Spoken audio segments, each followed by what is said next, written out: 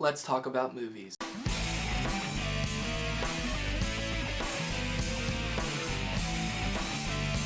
Today we'll be talking about the history of the summer blockbuster. Before we talk about films, let's talk about the origin of the word blockbuster. Blockbuster originated during the World War II era, and it didn't associate with film, it associated with war. See, more specifically, the word was used to describe when a bomb leveled a block of a city, hence the term blockbuster. Later the word would be changed into film language to describe when a movie explodes the box office, meaning it makes a lot of money. And the first movie to do this during the summer was Jaws.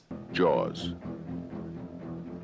See it before you go swimming. See, before Jaws, the summer was looked at as a downtime from movies. This was the time of year where people wanted to enjoy the good weather, whether that was going to the beach or playing outside with friends. No one thought that they'd want to be cooped up in a big dark room in front of a big screen. When Jaws was released, it grossed $7 million in opening weekend, and overall it grossed over $470 million. With such a simple yet compelling story about man vs. beast, there was no doubt that this movie would be etched in stone as a cinematic landmark, and many people were afraid to go to the beach after seeing it. Jaws discovered a magic to be had between movies and summer. And then came Star Wars.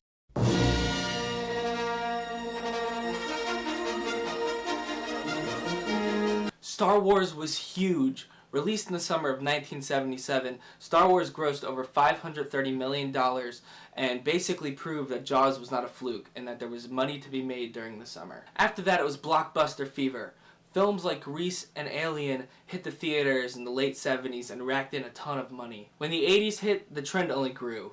Action movies, adventure movies, family movies all became summer blockbusters, with films like Indiana Jones, Raiders of the Lost Ark, E.T., Ghostbusters, Batman. They all became timeless classics. We saw a new trend with sequels.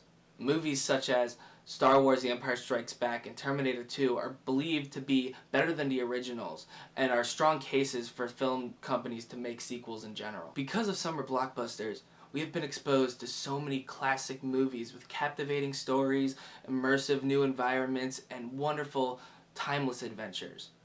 So how does it all hold up? Well, for starters, summer blockbusters are still alive today.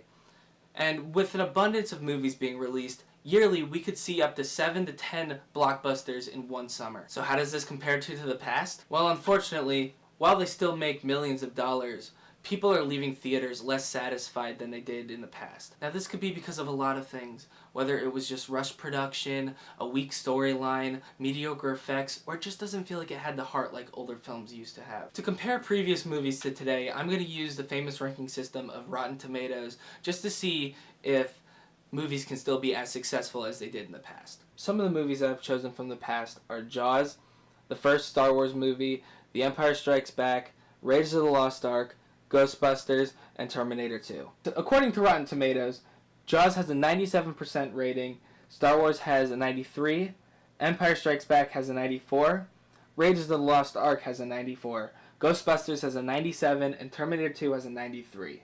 Now, according to a normal grading scale, all these movies qualify as an A-rated movie. It's up there. It's one of the best out of all the movies.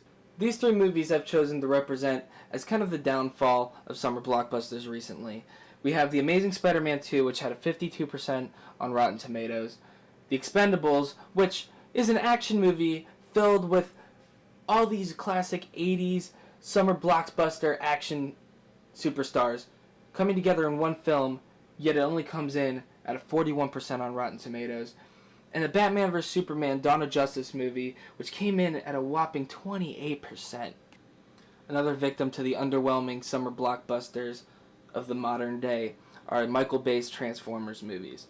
Now, while I still think that the action in these are very much immersive and the effects are outstanding, the storylines have been so weak and have shown such massive plot holes, which is a common problem with modern day summer blockbusters. The first Transformers movie came in at a 57%, which isn't bad, but the second one came in at a 19%.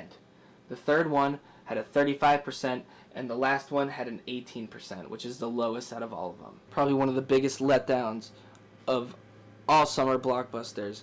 While the trailers made it so hyped, the movie did not pay off, was Suicide Squad.